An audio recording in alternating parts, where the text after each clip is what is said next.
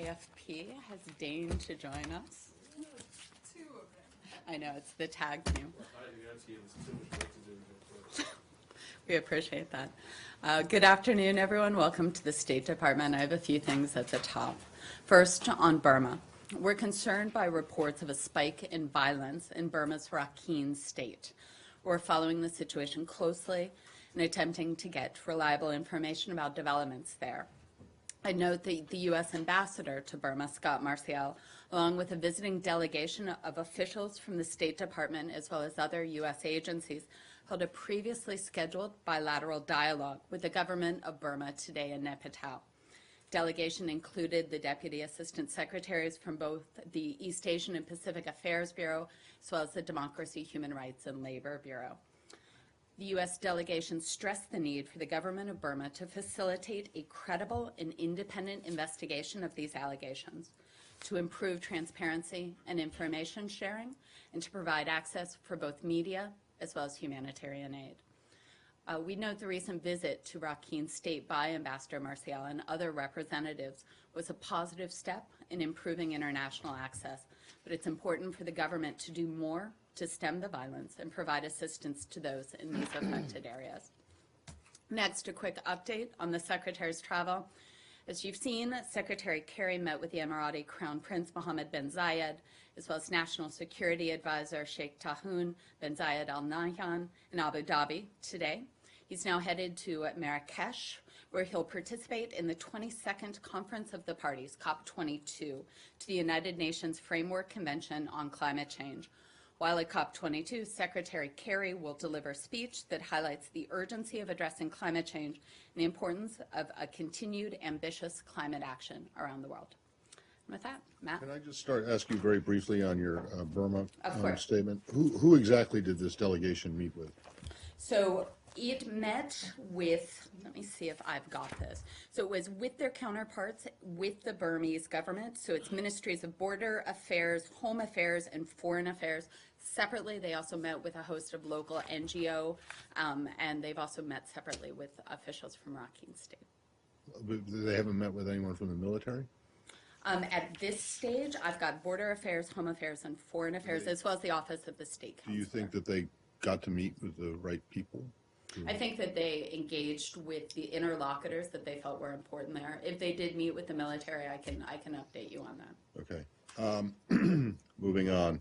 Yeah. This is you're going to be your daily question here. Any contact from the transition team? Yeah. As of this morning, we have no update to offer you. We have no contact to report. No, okay, none at all that you're aware of? And correct. Okay. All right, then, unless anyone has questions about that. Is that normal? At this stage, you would not have had contact with the transition team? We discussed this yesterday. You know, it's up to the president-elect and his team. You know, we stand ready to welcome them, provide, you know, the briefing materials, the facilitation, as we look towards inauguration in January. I guess the other question would be, though, so you don't see this as being some kind of a snub or anything? Oh, absolutely not. No, okay. Absolutely. Can I just follow up very quickly? But it seems like it's not only with the State Department, but also with the Pentagon and even the White House. There's no, been no contact between the transition. I would direct you to the president-elect's team. Just going back to the normalcy of this thing. Well, I would direct you to the president-elect's team. You know, we stand ready to support. We look forward to having those discussions. Can I change to the subject of Yemen? Of course. The Secretary in his comments to people, to reporters in Abu Dhabi earlier today, talked about getting an agreement on a ceasefire to start on 17th, whatever day of the week that is. But immediately afterwards, the Yemeni government, President Hadi's government, said, what? Basically, we're not on board with this. And I'm just wondering, was this premature, that what the Secretary announced? No, I wouldn't say it was premature at all. If people missed this, the Secretary actually made these remarks this morning, our time, in Abu Dhabi. You know, as we all know, the Secretary continues to actively engage the parties in the conflict to bring the fighting to an end. It's part of this sustained effort in Muscat. Yesterday, actually very early this morning, Secretary Kerry met with members of the Houthi delegation in a push to make progress into resolving the conflict in Yemen. As the Secretary said in his remarks to the press, the Houthis have indicated a willingness to abide by the terms of the April 10th cessation of hostilities on the condition that other parties abide by that commitment as well. We understand the Saudi-led coalition has also expressed a willingness to return to the cessation. Additionally, the Houthis accepted the UN-drafted roadmap as a basis for negotiations to end the conflict, to work for the establishment of a new national unity government. In terms of your question, in terms of the Yemeni government, we continue to support the UN Special Envoy's work. This is his role as he seeks to negotiate the details of this solution moving forward. In terms of the interactions that he's had directly with the government of Yemen, I'd point you to the UN Special Envoy. Okay, so then you're saying that he did not exaggerate or because he said only that the Houthis had agreed. And no, we believe that that for the reaction of the government of Yemen, as I said, I'm going to point you to the special envoy. We believe that we have an agreement on the UN roadmap. You know, we continue though to urge the Republic of Yemen to support this roadmap, to agree to those terms. As you noted, the 17th is been posited as a start date. We continue to work on the granularity of that. right, but it's not all parties have agreed to it. We believe that we have a good path towards the parties agreeing. I note the Yemeni government's reaction to this point. So not all parties have agreed to it, correct? We believe we have a good start towards it. Correct. Sorry? Correct. Correct. Yes. Not all parties have agreed We've to seen it. the Yemeni government's reaction. They Yes. rejected it. So why, Yeah. I mean, So can we you, have can you 3 just, days okay, I'm as just we looking move to, short. As I'm we have looking 3 to, days for as we- some kind of acknowledgement from you guys that it's all is not well and good with the ceasefire in No. Yemen yet because not everyone has agreed to it. No, and I think what we explained is part of the Secretary's remarks and what I've just said is that we've made enormous progress. We think that this provides an opening. We're looking towards November 17th as that time. We continue to engage with the UN Special Envoy as he works to bring all parties Okay, to but the table. you do acknowledge that President Hadi's government needs to be brought on board still. I saw those remarks, yes. Does that mean, yes, you accept that Yes. the government has yet to agree? I believe that is correct. Okay, thank you. And Elizabeth, did you think that the secretary coordinated with the government before his announcement or not? And do you think that there is a coordination between the Saudis and the government, the Yemeni government, in this regard too? Okay, so in terms of the coordination between the Saudis and that government, I'd refer you to those parties. Where we are working is with the UN Special Envoy in his role to facilitate the communication between the parties. But how can he announce such an agreement or What he ceasefire? announced was that we had made significant progress towards that roadmap, towards the UN roadmap, looking at November 17th date, that he had had constructive engagements with the Houthis about this, and that we believe there's a path forward. But it's not. This issue is not related to the Houthis only. Well, no, of course, and that's what we've said, and we continue to work with the UN Special Envoy as he continues to talk with all parties to move towards that November 17th And why don't you talk to the Yemeni government directly as the secretary talked to the Houthis directly? So the conversation that the Secretary had with the Houthis was to talk about that UN roadmap. In terms of conversation directly with the Yemeni government, we believe that's the role of the UN Special Envoy, and we direct you there. And it's not the role of the UN Special Envoy to talk to the Houthis too? But we believe that it was important to talk to the Houthis as we move forward and try and move to that 17th to get that cessation of hostilities, to create a roadmap going forward under the UN auspices. As you know, the Houthis get significant support from Iran. Has the Secretary been in touch with Foreign Minister Zarif? I have no calls to read out on that. So you don't know then if the Houthis' main sponsor is also on board. It's not just the Yemeni government that is not yet on board, but you don't know whether they're... The Secretary had direct engagement with the Houthis regarding the path forward on this. They've accepted the UN roadmap as the path forward, so we take their word for it. Do you happen to know how many times the Secretary's had direct contact with the Houthis? Actually, I Houthi don't. leadership? I do note it's unusual. I can check that. It's Yeah, I don't know that he's ever had himself. I know that there have been contacts, but Yeah, this I is the first. don't believe that, but we'll check, and if he has before, then I'll get back to you. Where did he meet with them? In Oman or UAE? He met with them last night, so that was in Oman. Wow. And do you have the names on one of second. the I do not. Houthi representatives? I do not. Why don't we go to Syria? A quick Of course, on Yemen. Right, I'm just confused, trying to clarify.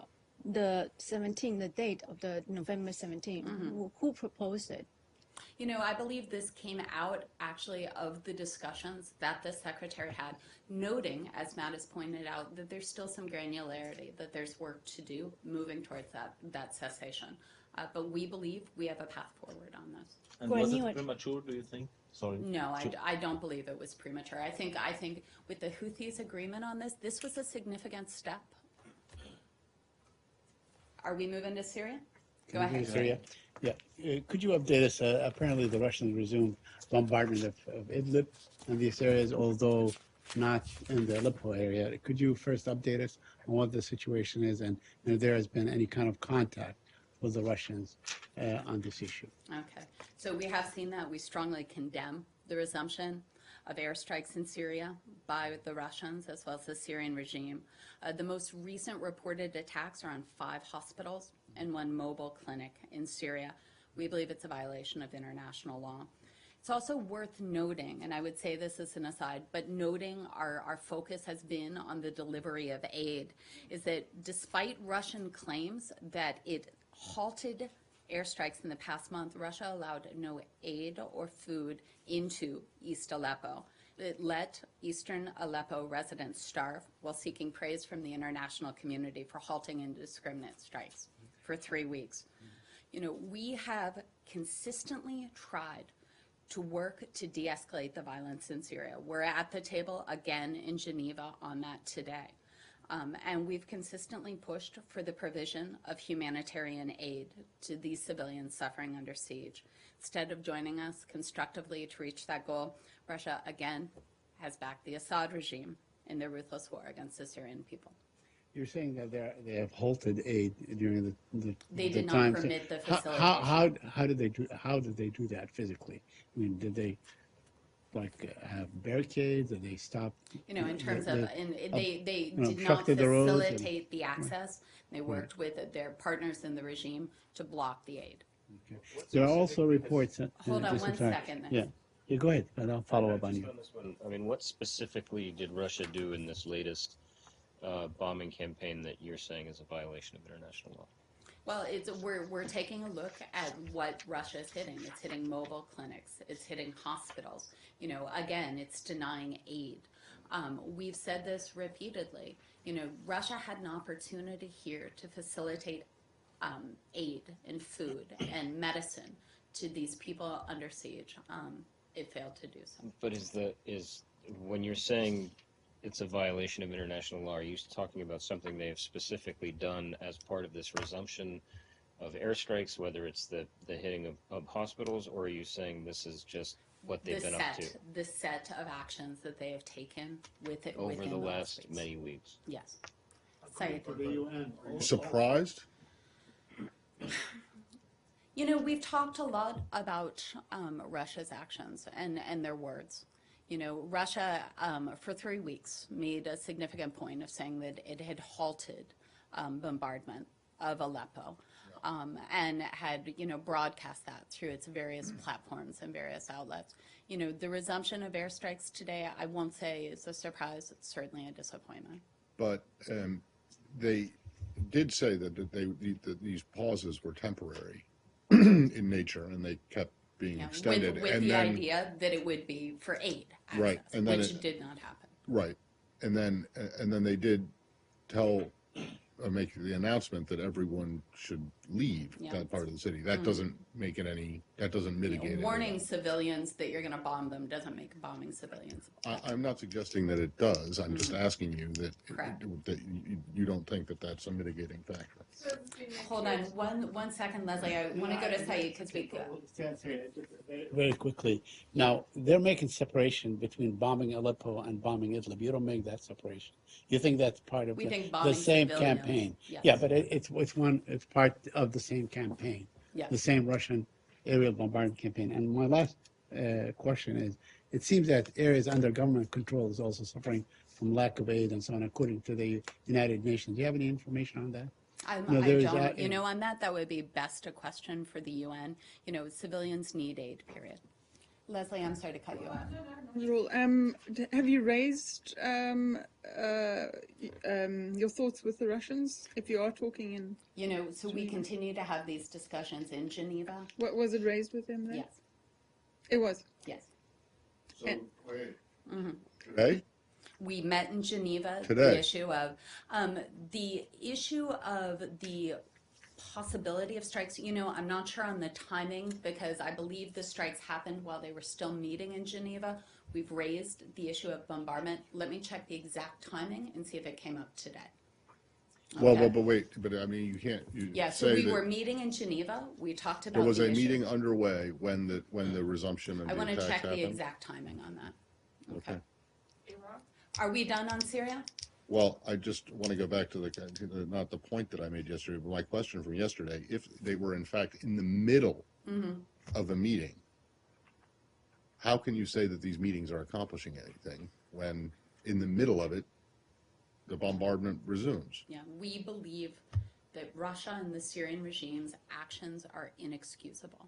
However, we still believe that the only way forward is a political resolution, and that resolution will happen through multilateral talks. Right, but these multilateral talks are not aimed at a political resolution. I thought they were aimed at trying to get the ceasefire back. It is a ceasefire, I aid know. delivery, creating the These space to meetings- have that political But the resolution. meetings in Geneva are not aimed at, I mean, they are ultimately aimed at They are. restarting the political talks, but in the immediate term, they're supposed to be for the ceasefire. That's correct, but Right. we do view this as a sequence of steps. I get that, but you're still saying that these meetings are worthwhile, and We I don't do. understand how you can say that if in the very middle of the meeting, the attacks begin again. We continue to believe it's important to talk. Okay. And when will you be ready to withdraw from the I'm not going to get ahead of that, Michelle. One more. Well, I was trying to figure out. Can we just clarify at what level are these discussions? They're again? working So if you level. say, I mean, is Ratney there? Is the special envoy At there? this stage, it's working level discussions. It's my understanding that the special envoy is not in Geneva right now. What are the achievements of these meetings or of these groups? We talked about this at length yesterday. But we didn't Michelle. get it yet. If there is no results yet and they are still meeting, what's the purpose of meeting without achieving anything? We actually spent about 20 minutes unpacking this yesterday. We are not saying that these discussions in Geneva are coming to an immediate conclusion or an immediate win, but we continue to believe that this is the best path forward, is a discussion in a multilateral setting, and we'll stay at the table until we believe it's not the case. The U.S. ambassador in Iraq visited Erbil over the weekend. He did. Could you give us a readout on his meetings, please? It did. I believe you might have seen the embassy in Baghdad actually issued a statement on this today, but I'm happy to recap it. Ambassador Suleiman did visit the Iraq Kurdistan region yesterday. The ambassador was accompanied by the Deputy Special Presidential Envoy for the Global Coalition to Counter ISIL, Terry Wolf. The ambassador met separately with President Barzani and other IKR officials to discuss progress in the battle against Daesh, U.S. support for the Peshmerga, and the IDP situation in the area. The ambassador praised the sacrifices and the bravery of the Peshmerga and thanked the leaders for their support of the more than 1 million IDPs and refugees who have come to the IKR.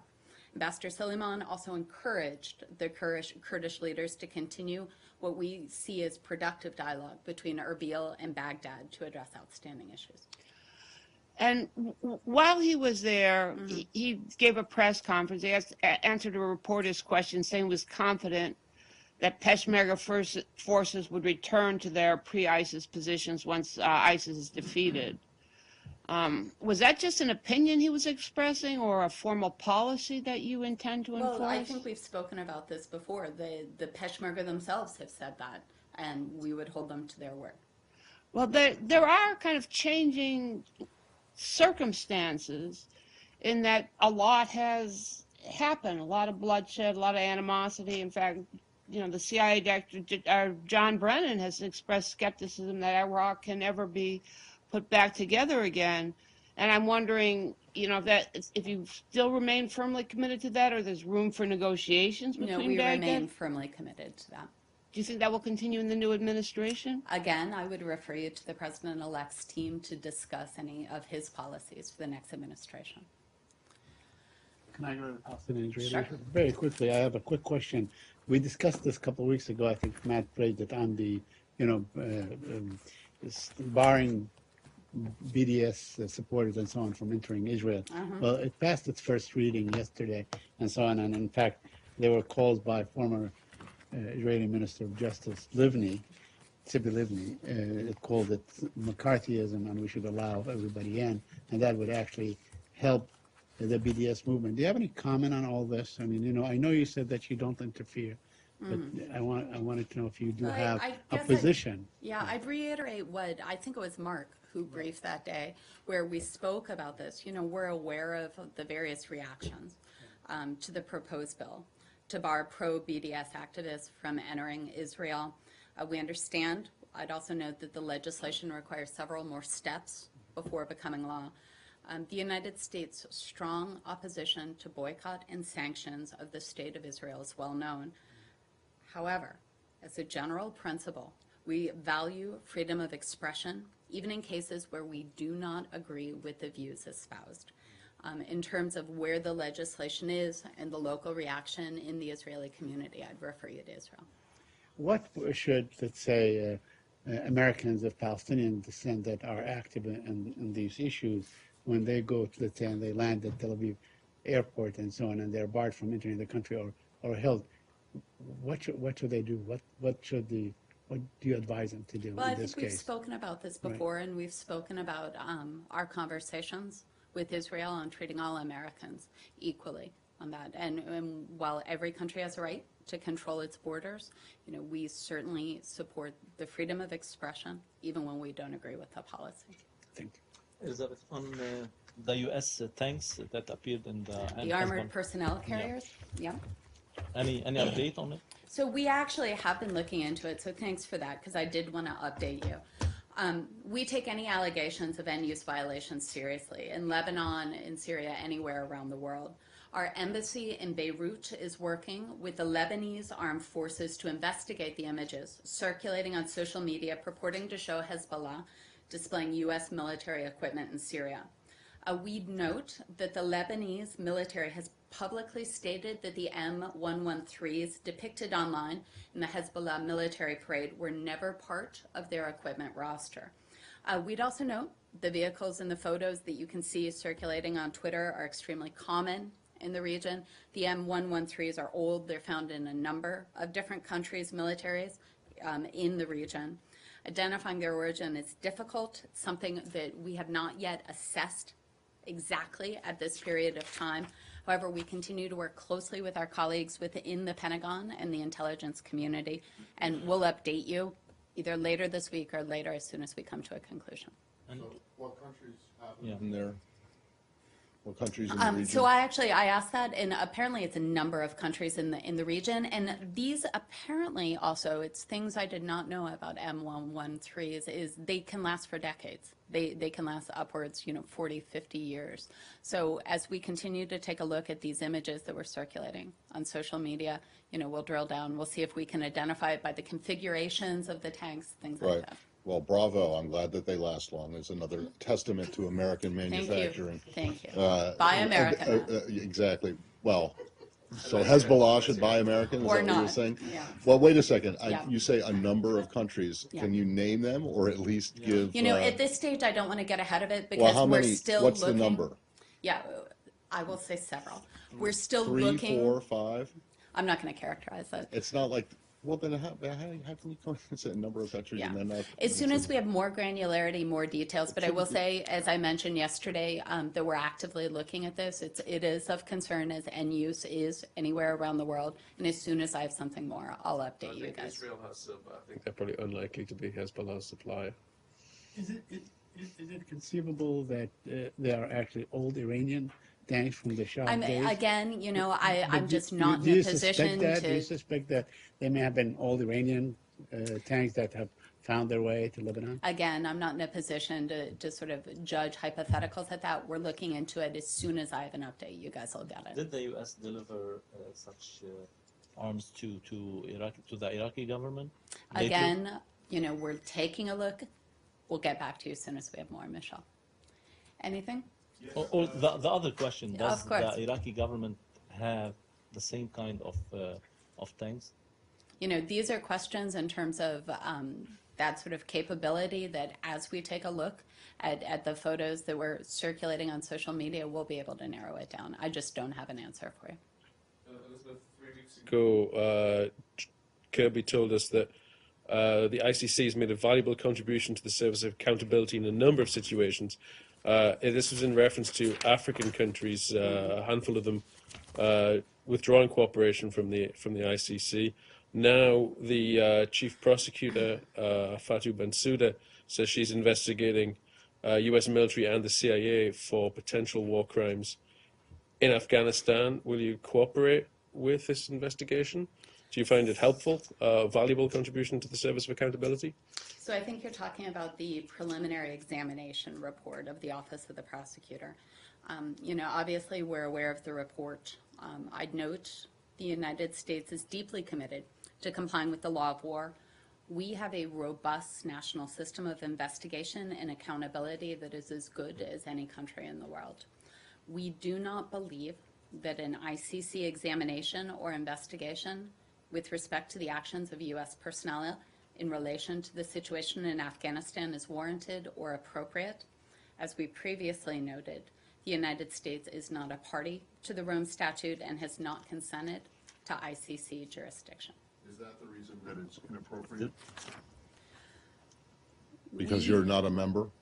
For that and for other reasons, we do not believe it's warranted or appropriate. Well, you know, Sudan says that Sudan is not a member, You know, and what, it says that the indictment of its president is not appropriate or warranted. What's the difference? well, we have a robust system of accountability. You know, it is longstanding U.S. policy, and you guys see this every day. You know, Kirby, I think, of anyone, it speaks about the accountability of U.S. military systems. Though incredible allegations of wrongdoing by U.S. forces are made, an investigation is undertaken, so appropriate actions may be taken. So the reason that this is not hypocritical is because, one, you're not a member, and two, you conduct investigations and hold people accountable on your own and don't need the International Criminal Court. Well, as you said, we're not a member, we're not subject to ICC jurisdiction, and we also do have a robust system Right. of national So accountability. I think you're saying Correct. yes, that those are the reasons. One, you're not a member, and two, you handle these kinds of investigations on your own. Correct. But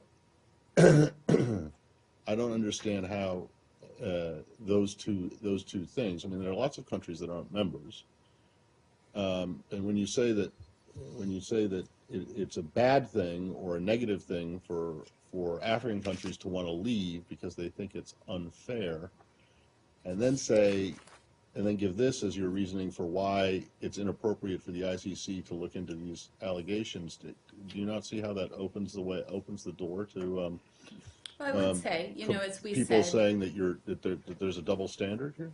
well, we have engaged with the ICC, and we've supported ICC investigations and prosecution of cases that we believe advance our values in accordance with U.S. law.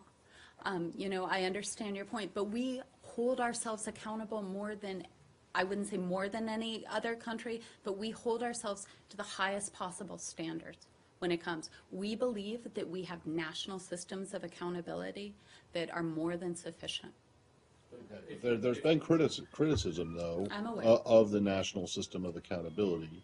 And you reject No, that as being we, unfair criticism? You know, what I would say is that we do an extraordinary job of investigating and of holding those accountable, investigating credible allegations, holding ourselves accountable, holding our personnel accountable, and closing investigations in a manner that serves justice.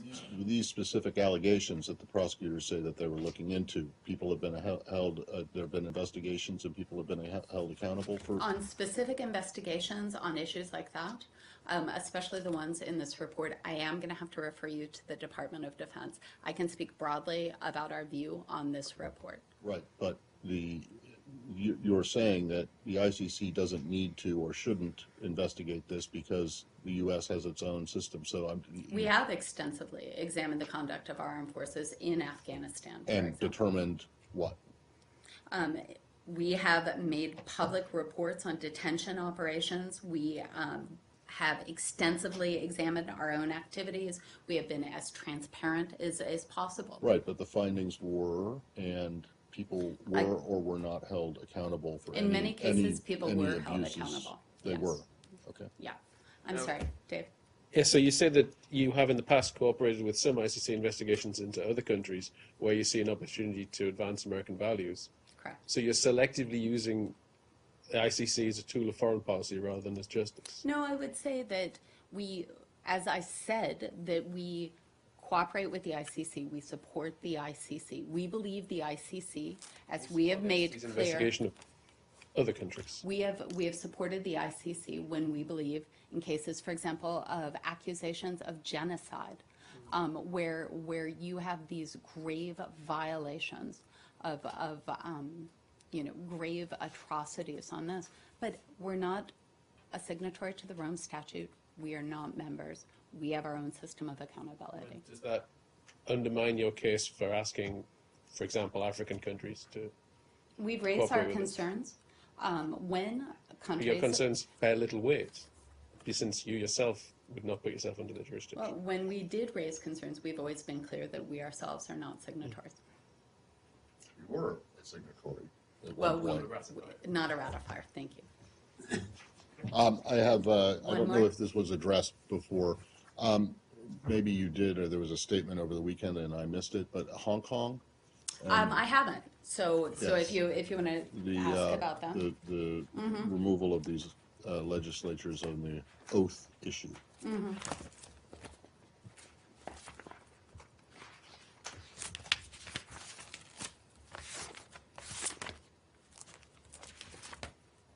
Okay, we are aware of reports that a Hong Kong court has disqualified 2 legislator-elects who altered the wording of I think their. it's legislators What did I elect. say? Legislators. It's like Did a- I put the plural on the It's wrong? like attorneys general. Thank you. Legislators-elect who altered the wording of their oaths of office.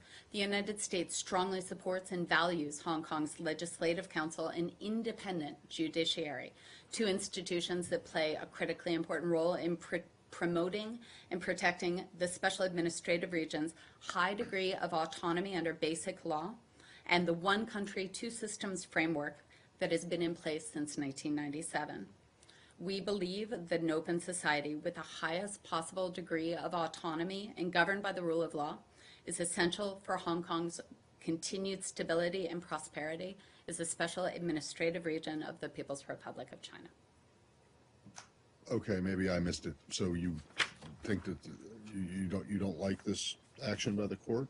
We believe that the Chinese and the Hong Kong SAR government and all elected politicians in Hong Kong should refrain from any actions that fuel concern or undermine confidence in the one country, 2 systems principle. So does that mean that altering the oath you're opposed to, or that the court stripping them of their office is a concern? Which, or both? Both. So you We- don't like we- the fact that they changed the oath, and you don't like the fact that the court ruled the way it did. We believed that actually both. So one, it was an independent The independent legislative council, the independent judiciary, we believe played that important role, but we also call on both the Hong Kong politicians as well as the Chinese government. Can I have a quick Hong Kong question? The student advocate Joshua Wong is coming in Washington, and he's supposed to be in Congress tomorrow. Is there any plan from this building?